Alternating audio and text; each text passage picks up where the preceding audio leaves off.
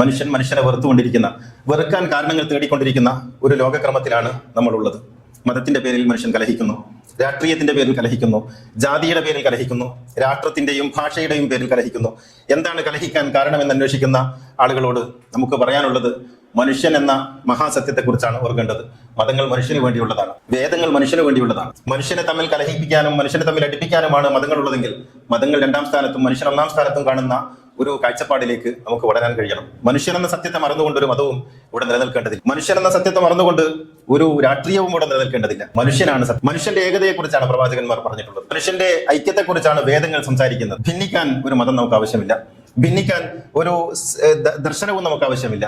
ഒന്നിക്കാനാണ് നമ്മെ പഠിപ്പിക്കേണ്ടത്. പഠിപ്പിച്ചിട്ടുള്ളതും അത് തന്നെയാണ്. വേദങ്ങളെല്ലാം പറഞ്ഞുകൊണ്ടിരിക്കുന്നത് ഒന്നിക്കാനും ഒന്നിപ്പിക്കാനുമാണ്. അതിനാൽ എല്ലാവിധ ഭേദങ്ങൾക്കും അപ്പുറത്ത് മനുഷ്യനെ കാണാൻ കഴിയുന്ന ഒരു ദർശനമാണ് മതമായി രൂപപ്പെടേണ്ടത്.